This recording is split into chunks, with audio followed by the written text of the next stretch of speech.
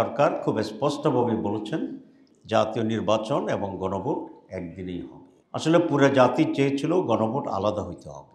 আপনারা দেখেছেন গণভোটের প্রশ্নে কতগুলো বেসরকারি সার্ভে সংস্থা ওপিনিয়ন যারা বিল করেন তারা অনলাইনে সার্ভে করেছে এবং সে অনলাইনে দেখা গেল যে 80%-এরও বেশি লোক আপনার গণভোট আলাদা দিনে জাতীয় নির্বাচন আগে করার পক্ষেই সেখানে মত দিয়েছে।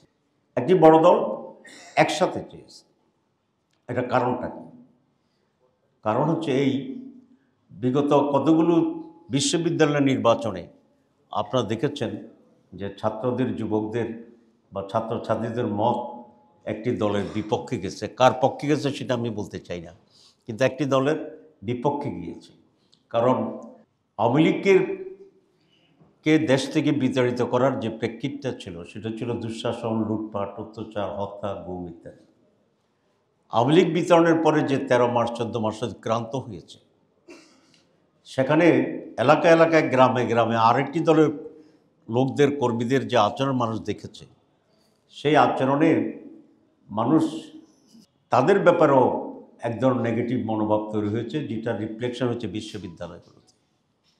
সুতরাং সেই দলটি জানে যদি একটি গণভোট হয় আগেই, নির্বাচনের আগে, তাহলে এই গণভোটও 80% লোক তাদের চিন্তা এবং চেতনার বিপরীতে যাবে, যা নির্বাচনের আগে একটি দলের বিরুদ্ধে রেফারেন্ডাম হিসেবে বিবেচিত হইতে পারে। সে আশঙ্কা থেকে তারা বলছে যে গণভোট আগে হলে জীবনেও মানবে না, মানে এত শক্ত কথা।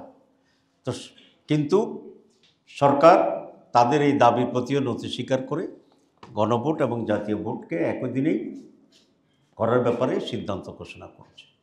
আমরা যারা এখানে আজকে 8 দল আছি, যারা মেজরিটি জনগণকে আমরা রিপ্রেজেন্ট করি, এই 8 দলের পক্ষ থেকে আমরা সবসময় বলে আসছি, জনগণ বলে আসছে, এবং যে বেসরকারি যে আমরা সার্ভে রিপোর্ট দেখলাম সেখানে জনমতের যে রিফ্লেকশন হয়েছে সবটাই ছিল গণভোট আলাদাভাবে জাতীয় নির্বাচনের আগে হতে হবে। কারণ গণভোট হচ্ছে সংস্কার ইস্যুতে, আর জাতীয় ভোট হচ্ছে সরকার গঠনের ইস্যুতে। দুটি একেবারে ভিন্ন জিনিস ছিল।